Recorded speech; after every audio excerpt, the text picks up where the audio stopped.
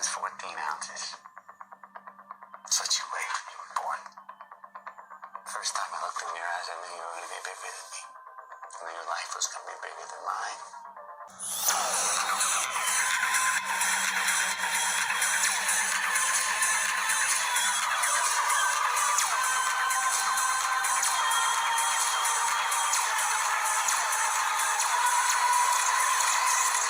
Ask yourself this. Would you believe a 15-year-old kid was working for the federal government?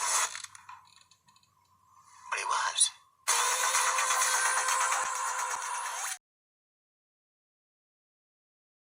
You know, the whole scene there with the dead, it was a way for guys to get nationwide connections really easy. I've never gone on tour with them. I only went to one show in Mountain View, and it was because a good looking chick from my college paid for my way. So I'm like, yeah, of course I'm going to go.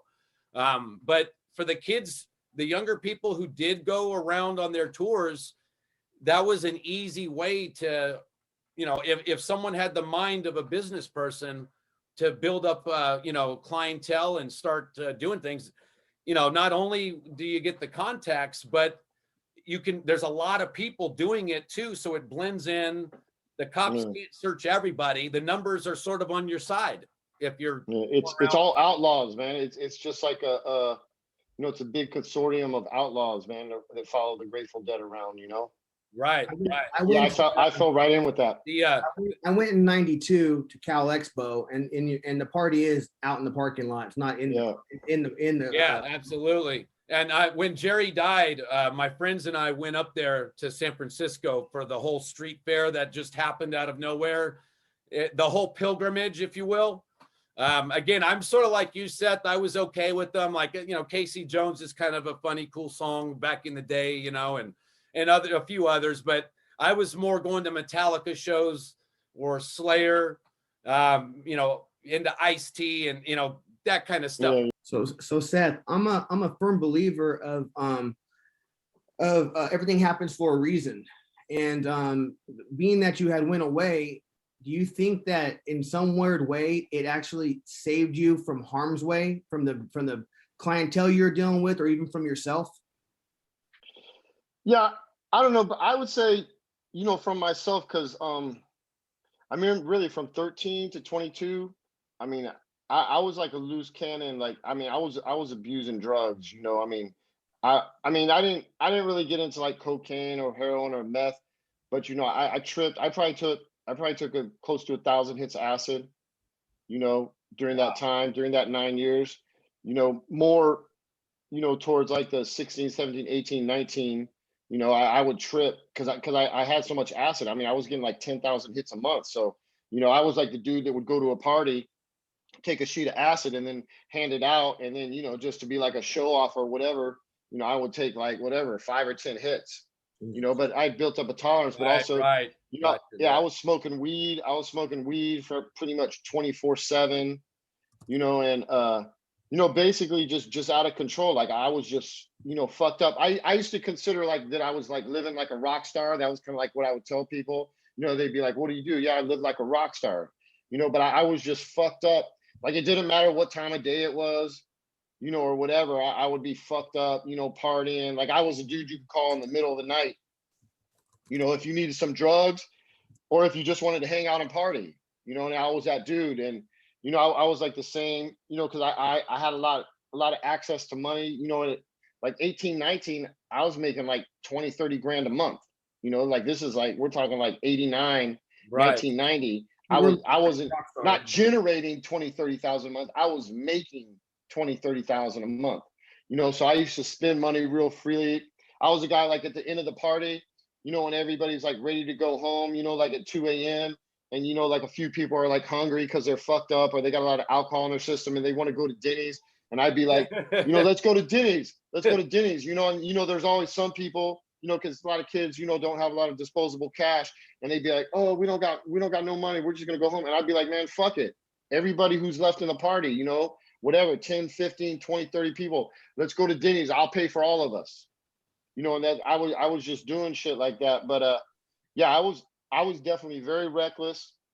I mean, I would trip on acid and drive cars. I mean, all types of crazy shit. Yeah. I tried driving once on acid, and as soon as I saw a telephone pole melting in front of me, I said, okay, I'm pulling over. And that was the last of my let's try to drive on Sid routines there. I always had like by the time I was like 18, 19, my goal was like I wanted to become a cash millionaire. You know, I never came close to that goal, you know, but you know, that was like my goal. But like, you know, on the other tip, like I was just fucking wasted. So I would say in that regard, you know, prison really did you know, kind of save me, because who knows if I kept going like that, like, you know, plus I was dealing with more and more money. And you know, I like to keep, you know, I didn't carry guns and stuff, so you know, I pretty much knew the people I was dealing with. But sometimes you might know the people you're dealing with, but you don't know the people that they deal with. Right. And you And don't know what kind of word has gotten out about who you are and what you do and to who. And if one of those wrong, you know, type of people, you know, that rob drug dealers, or you know, one of those gangster type dudes that might have been in the circles I was in, or in the circles of the people I was dealing with, if they would have found out about me and how much drugs and cash I was carrying around, you know, because I mean, literally, not like I was, you know, not like I'm, like I say, I never had like $1 million, but I mean, I would have like $100,000 like in my car drive, because I used to drive around in colleges and just basically pick up money, drop off drugs, pick up money. So, you know, if someone wanted to hit me, I mean, you know, someone could have got me, because opportunity for them. And you know, something you said earlier ties into what you're saying now. You know, you had talked earlier about how you put out a little bit of disinfo about yourself. We all did that. I was schooled by Chaldeans from Michigan there, who had ties to the Italian guys in Detroit. And they were like, they would tell me things like, if you go to look for a connect and the guy isn't able to produce it, you tell them, you know, a few weeks later, you say, you know what, I'm out anyways. It doesn't matter. You don't want him thinking you're still around or whatever. You got to put out your own PR, if you will. You got to control your image. And it's a real fine line when you're doing, you know, violating the prohibition laws. You know, that's what I would do. I would do, like, let's say if I'm going to college, because you know, people were like always trying to get in contact with me or hitting me up on the beeper, or you know, trying to get me messages like, when you going to be there, when you going to be there. You know, I would do stuff like, maybe I'm like an hour from your spot, right? But I would tell you I'm not going to be there for 2 days. You know, and then I would just show up. I would show up an hour later. You know, that's kind of how, you know, I would put out a lot of information. And really, I did that stuff for kind of safety, because I didn't want people to know my whereabouts, because I didn't want to, you know, somebody, you know, to try to set me up, or their friends try to set me up. So that's what I kind of kept myself safe that way. I would never let people know, you know, where I was until I got there. Right. And I would, with me, that's why I said about you in you know, saving you from harm's way, besides you harming yourself, because carrying that kind of money around and being that person that you were, generous, and just being kind of open with everything, there's always that one person in the corner looking at you, scowling, going, how can I get this guy? Yeah. No, when I got to prison, you know, I met a lot of people like that, right? And I used to tell dudes how I did shit, and like some of these dudes I would meet, you know, and we were cool, you know, we were probably cool in prison, but like they would tell me straight up, they'd be like, dude, if I knew a dude like you on the street, they said, man, I would have got you. I would have got you. They would tell me straight up. Right. You know, and like I say, that, you know, you got to respect that, because, you know, in a lot of ways I was kind of naive. You know, I didn't have security. I didn't carry a gun. And, you know, I was dealing with large quantities of drugs and large quantities of money. And, you know, I thought I was an outlaw, you know, in the counterculture, you know, weed and psychedelics. But even with weed and psychedelics, there's people moving in those circles, you know, that you might be making plans, you know, with what you got and your money, but there's also other people that are making plans with your money. Right. There's always in this game. Jack the growers, you know, they're willing to go into Humboldt and Mendo and jack it right there in the field. There's nutcases out there. You know, we had a no guns rule when I was dealing, but our no guns rule was during anytime we were doing an actual transaction, and it wasn't for any other reason other than the additional time that the cops, the local guys or federal or state, will throw on if you have one. And but it did end up, in retrospect, it turned out to be a really, really good rule. So you, Seth, you had a good relationship with your mom. Understanding that you were partying and you were and distributing, I'm sure that kind of put a little her trust issues with you. But when you got sentenced, I know that had to crush her. What was your relationship after that?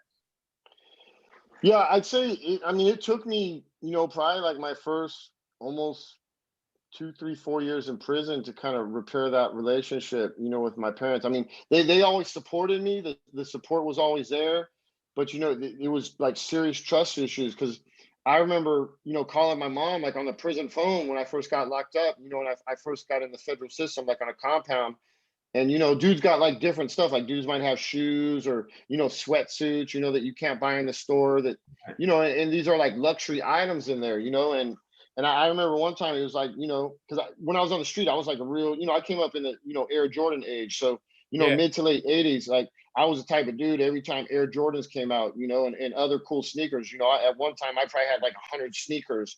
Probably like around 1990. I had more and shoes than Imelda Marcos when I was a dealer. prison, like when somebody has those, like I want them, and I remember, probably like '94, '95, like somebody has some Air Jordans, and they want like 250 for them, and like I'm trying, and at this point, my parents are, they're upper middle class, so they're pretty well off, not like they're rich or anything, but they were well off. 250 to them wasn't nothing. So I remember calling up my mom on the prison phone, and I'm like, Mom, I need you to send money to this dude's account, and she's like, what for? And I'm like, I'm going to buy these Air Jordans. You got these really nice Air Jordans, exclusive. Nobody else on the compound has them. I want them.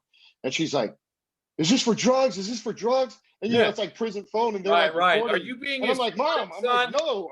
I'm like, Mom, what are you talking about? Don't even say tell me that. you're a wimp who's being extorted. I'm not paying for that stuff. No, like, no, it's for shoes, Mom. It's shoes. Believe me, I can handle myself. Now, I want my Jordans.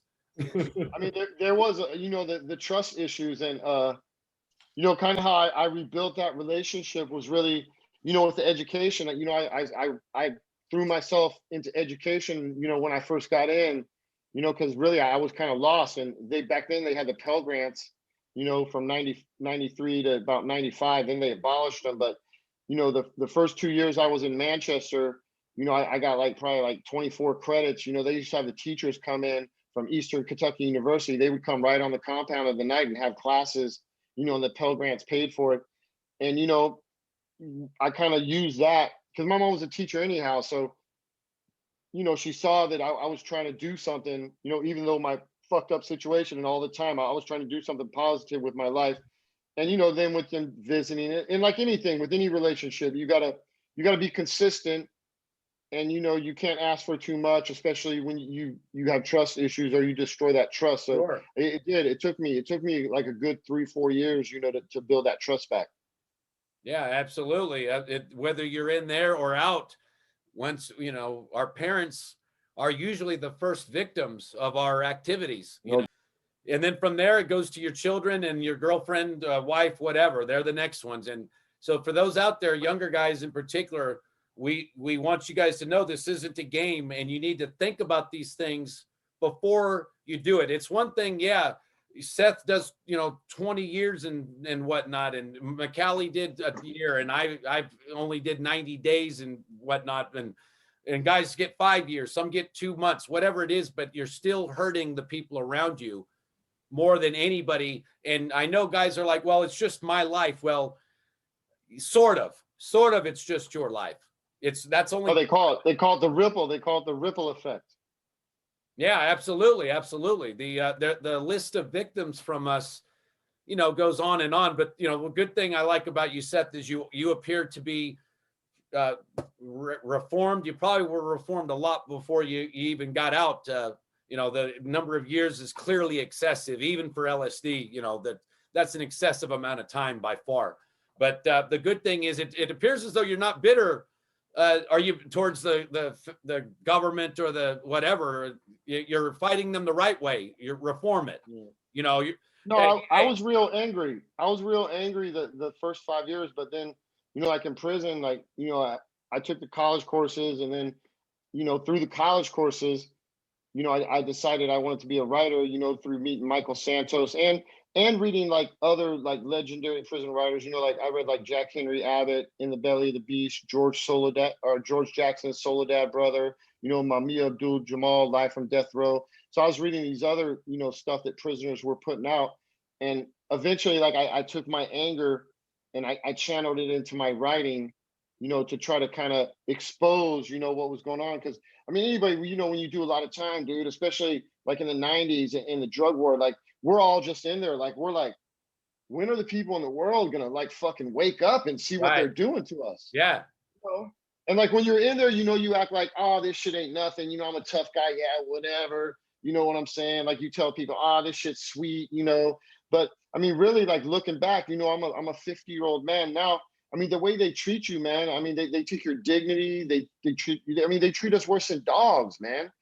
Dogs in a kennel are get more privileges and are treated better than the people. They just warehouse us.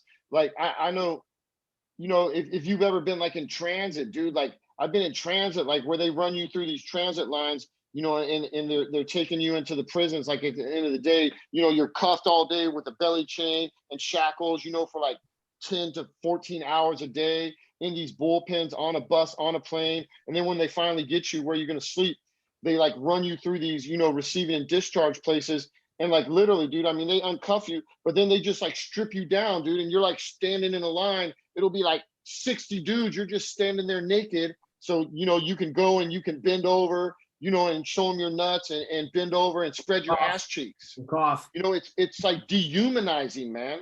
Right. The way they treat people, man. And I'm saying, that a lot of people in prison have done all the things, that make them take those security precautions, but just the way they do it, man. Seth, there's a lot of stick and not a whole lot of carrot. And you see, when I was in college, I was pretty much on probation for a good portion of it, having to go back into the courts every so often. To my deal said that if I got below a B average, I was going to be instantly shipped out to state prison. That was my probation deal. So I made sure to go to school.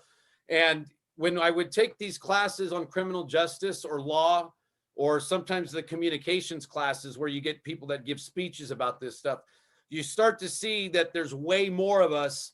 I was blown away by the number of kids on probation at the local college, dudes that were on probation or some parole even. And then you find out what it's for and you're like, that's it. And then we would find out about the European prisons. They have these nice facilities and they're treated with dignity. And I've always said, look, I understand we got to have a few rat hole places because there's some there's some horrific type people, chomos, etc. We all know who these types are.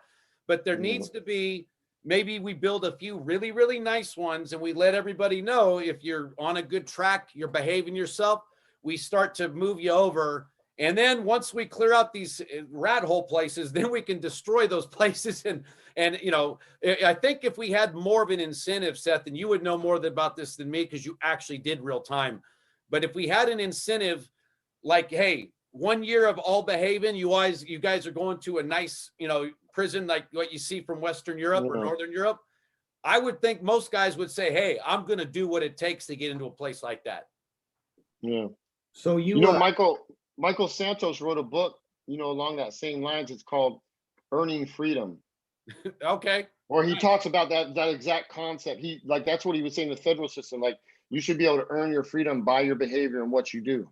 Yeah, absolutely. And I think that another thing that I had thought of back in the day, and I haven't really put this out public, but I've always thought that rather than a set time sentence, what we should have is a sentence where certain benchmarks have to be met. Like if you're on probation, rather than, let's say 5 years, they say, look, you're going to be on probation until you can prove you can keep a job for a while. You can do this or that. And once you prove these things and you make your fine payments, let's say, if you get it done in 2 years and you're doing fine, we'll let you out. If it takes you 8, it is what it is.